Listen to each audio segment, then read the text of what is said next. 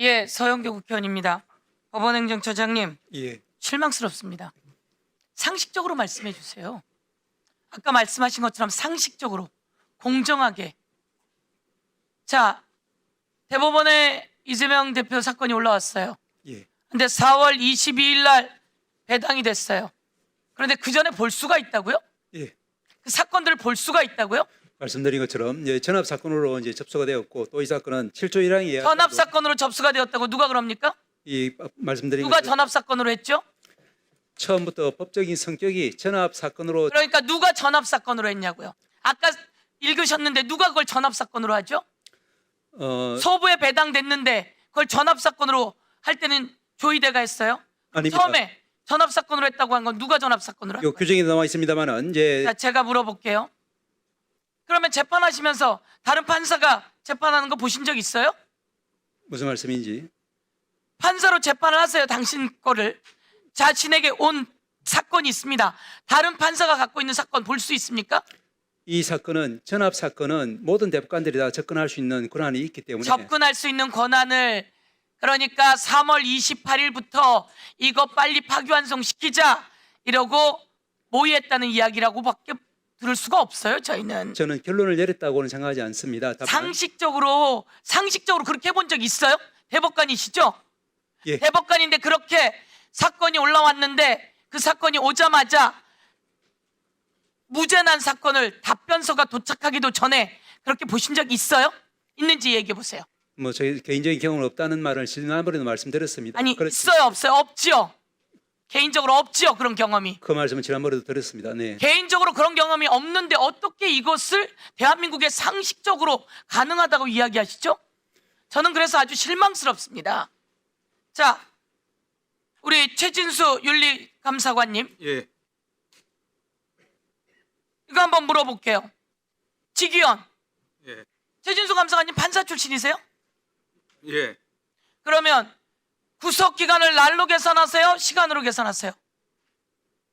저는 지금 형사 사건을 한 지 상당히 오래돼가지고 날로 계산하세요? 시간으로 계산하세요? 시간으로 계산해 본 적 있습니까? 없으시죠? 왜냐하면 대한민국에 처음 있는 거예요. 그것도 내란 우두머리 윤석열을 시간으로 계산해서 풀어줬어요. 그런 직위원 이해가 되세요? 그런 직위원 이해가 되세요? 그런 직위원이 화면 틀어주세요. 룸사롱을 갔답니다. 변호사의 접대를 받아서. 룸사롱에 가서 사진은 찍고 술은 안 마셔요? 그리고 술도 먹었다고 나왔어요. 그러면 윤리감사관께서 제가 물어볼게요. 과연 그 룸사롱 가보셨어요? 판사가 저런 제보가 나와서 온 세상이 들썩거렸어요. 그러면 저 사람 판사의 자격이 있습니까? 없습니까? 지금 현재까지 그 조사된 사실관계 하에서는 그런데 윤리감사관께서는 조사를 그런 식으로 합니까? 재판도 그런 식으로 합니까? 직위원이 핸드폰을 몇 번 바꿨어요. 윤석열이 구속을 취소 청구한 날 핸드폰을 바꿔요. 그리고 윤석열을 룸살롱 접대 의혹이 5월 14일 날 터졌는데 5월 16일 날 핸드폰을 바꿔요. 보세요. 룸살롱 접대 의혹이 5월 14일 날 터졌는데 5월 16일 날 핸드폰을 바꿔요. 근데 그것도 그냥 안 바꾸고요. 새벽에 또다시 교체돼요. 제가 휴대폰 가게에서 가서 알아보니까 저거는 뭔가를 지우기 위해서 다시 자기 핸드폰으로 들어갔다는 겁니다. 저거 보셨어요? 안 보셨어요? 저희들 그 윤리감사관실에서 감사하는 방법의 그 주된 방법이 그 관련 당사자들의 그 진술 청취가 주된 재판할 때 살인범이 나와요. 살인범을 어디에서 어떻게 누구를 쫓아가다 살인했는지 알으려면 그 사람 말만 듣고 끝내세요? 너 가보니까 안 그랬어? 이러고 말 듣고 끝내요? 재판할 때 그렇게 하십니까? 그런데 이제 휴대폰 변경이랄지 휴대폰에 관한 정보에 대해서는 모르셨죠? 저희들이 어떻게 그 그렇죠. 몰랐죠? 추적할 방법이 없습니다. 권한도 없고. 보세요. 그럼 우리는 어떻게 추적했어요? 이 핸드폰이 바뀐 걸 우리는 어떻게 알았어요? 이걸 어떻게 알았어요? 이런 정도, 이거는 통신자료를 요구하면 다 나와요. 그럼 법원에서는 통신자료 요구하지 못하나요? 그거는 불가능합니다. 그게 자, 통신비밀보호법에 의하면 자 보세요. 법원의 경우 재판의 경우에만 자료 요청을 자, 이게 조용히 하세요. 뭘 잘했다고 자꾸 끼어들어요?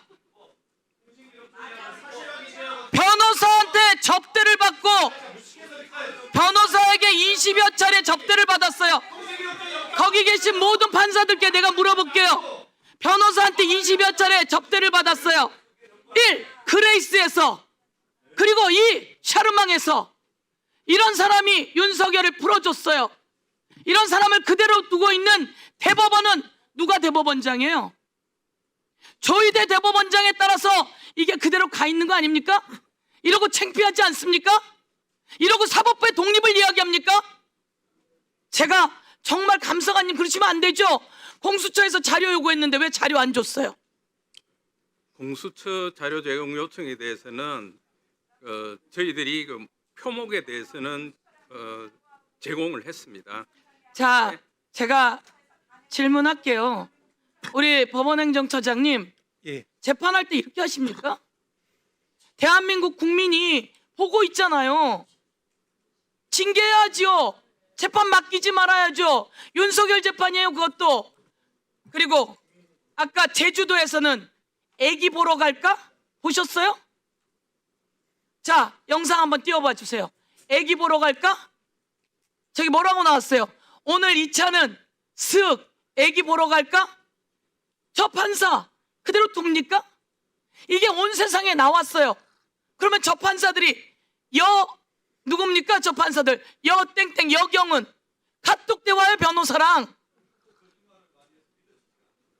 믿어지지 않을 만큼 저런 일들이 있어요. 그런데 저거를 두둔하는 국힘의 신동욱은 뭐예요? 아니, 이 카톡을 두둔하는 신동욱은 뭡니까? 윤석열을 두둔하더니 이 카톡을 두둔해요. 야, 정말 내가 깜짝 놀라네요. 제가 법원에 드리고 싶은 말씀이 이겁니다. 대한민국에 가장 독립적으로 하시려면 스스로 아픈 거는 드러내셔야 합니다. 스스로 아닌 것은 정리해 주셔야 우리가 사법부를 최후의 보루로 믿지 않겠습니까? 그런데 눈만 껌뻑이시면서 저희는 핸드폰을 모릅니다. 이렇게 얘기하시면 우리가 어떻게 법원을 믿고 일을 맡기겠습니까? 그래서 조희대 직견 안 된다. 애기 보러 가자. 이게 뭡니까 이게? 그만하세요. 애기 보러 가자. 그만하세요. 이게 뭡니까 이게? 아까도 말씀드렸지만 통신비밀보호법상 저희들이 자료 제공을 요구할 권한이 없습니다. 보세요. 우리가 핸드폰이 교체됐다는 걸 알려줬다면 거기서 물으셔야 될 거 아닙니까? 당신 왜 핸드폰을 교체했느냐? 우리가 여러 가지 벌써 다 내놨잖아요. 핸드폰 교체됐다고. 그러면 다시 확인해야 되는 거 아닙니까? 그리고 확실하게 추적해줘야지 여러분을 믿지. 우리는 여러분에게 목숨까지 바치고 재판을 해달라고 하는데 여러분은 자기 사람들은 그렇게 다 감싸면 국민이 믿겠습니까? 저는 여지껏 여러분들을 국민들은 하늘처럼 여겼어요. 그런데 자기네는 애기도 보러 가야 되고 그게 뭡니까? 변호사한테 접대받고 이런 게 들키지 않았으면 몰라요. 들켰잖아요. 그럼 정리하셔야죠. 그 방금 말씀하신 이 여모 부장의 경우에는 10월 3일에 그 언론에서 처음으로 비리 의혹이 보도가 됐습니다. 그래서 저희들이 추석 연휴가 끝나고 나서 바로 여 부장에게 진술 청취를 했습니다. 그래서 아직 그 여 부장이 10월 3일자 언론 보도에 대해서 아직 인지를 못한 상태여서 저희들이 지금 경위서를 제출하도록 요구를 했습니다. 그래서 못해요. 그런 사건이 나왔는데 김성환님 어떻든 잘 하셔서 확실하게 정리하세요. 윤리검사관이시잖아요. 지금 방금 말씀하신 부분은 저희들이 그 사실 확인에 이제 막 착수한 상태입니다. 결과가 나오는 데 따라서 네, 서영교 의원님 그냥 수고하셨고요. 꼼꼼하게 윤리감사관님, 예, 아까 지기현 부장판사의 그 뇌물 등의 혐의에 대해서는 현재 상태로서는 증거가 없다라고 하셨습니까? 예, 그러면 이 국회에서 저렇게 서영교 의원이나 그 전에 또 아마 언론 보도를 통해서 청취를 하셨을 겁니다. 김용민 의원님 또 그리고 국회 정론관에서 이 아까 윤모, 이모 변호사 등과 진술이 일치한다 했는데 아까 그 김기표 의원, 박균택 의원님이었나요? 이미 해당 그 의심 대상자 지기현 부장판사의 말이 3번이나 바뀌었다 하지 않습니까? 그러면 어느 진술과 일치합니까? 그러니까 이런 상황에서 윤리관사감실이 면죄부를 주려고 하지 않는다면은 국민 앞에 당당하게 이것을 이 감사관실이 감사를 허술하게 했다를 인정을 하시고 제대로 감사하시겠다 하셔야지만 사법 신뢰가 회복되지 않겠습니까? 그럴 의지가 있으십니까? 예, 그래서 저희들은 강제 수사권을 가진 그 수사기관의 수사 결과에 따라서 그 비위 의혹이 사실로 드러나면은 그러면 강제 수사에 맡길 거면은 뭐 하러 윤리감사관실은 운영합니까? 왜 국록을 축내면서 그 자리에 앉아 계십니까? 거기 몇 명이나 있는 겁니까? 지금 면죄부 주려고 하시는 거 아닙니까? 법원 행정처장님 이 상황 어떻게 생각하십니까? 예, 강제 수사 기관에게 맡길 수밖에 없다면 윤리감사관실은 왜 운영하시는 겁니까? 아무 기능도 못 하고요. 예, 강제 수사가 아닌 방법으로도 이제 여러 가지 자료를 가지고 비위 혐의가 명백하면은 여러 가지 징계 조치를 취하고 있는 것으로 알고 있습니다. 이 사건의 경우에도 윤리감사실에서도 이제 감사위원회 회부했지만 저도 그때 이제 여러 위원님들이 주신 말씀을 토대로 해서 법원행정처장 자격으로 이 부분은 반드시 감사위원회 회부해서 절대다수 거의 대부분이 이제 외부위원으로 구성된 감사위원회의 의견을 한번 들어보고 거기서도 이제 어떤 이야기를 하는지 그거를 토대로 해서 그 다음에 이제 결론을 내리자 이렇게 해서 부탁을 드립니다. 같은 날 그 면죄부를 발표하는 그날 바로 이 이모 변호사와 절친이라고 알려진 그 제보자가 국회 정론관에서 구체적으로 제보했습니다. 깜짝 놀라지 않으셨나요? 아주 구체적으로. 그 부분 그러니까 같이 동석했던 이모 변호사가 이 밥줄이 걸려 있는 관계로 지기현 부장판사 편하게 진술을 바꿔준 거죠. 그러나 이미 건넸던 제보자한테 건넸던 카톡이나 증거 사진 또 그 증거 사진과 가르쳐준 주소에 그레이스와 샤르망이라는 주소가 일치하는 사진에 나온 배경 화면과 똑같은 술집이 현존한다는 것까지 더불어민주당 소속 국회의원이 이미 여러 달 전에 확인해서 그 자체를 다 보내드렸어요. 그런데 저와 같은 답변이고 아무 의지가 없다면 과연 사법 신뢰를 회복하실 수 있겠습니까? 자정 능력조차 안 보이는 거 아니겠습니까? 이 사태에 대해서 어떻게 생각하십니까? 예, 저희들 사법 신뢰를 위해서 계속해서 노력해야 된다는 말씀 다시 드리고요. 조금 전에 그 말씀에 대해서만 한 말씀만 드리면은 윤리감사실에서도 지금 말씀하신 그 기자회견하신 그분에 대해서는 아마 검토를 했지만 그분은 이제 그 이모 이제 또 윤모라고 하는 그 직접적인 어떤 현장에 있었던 분으로부터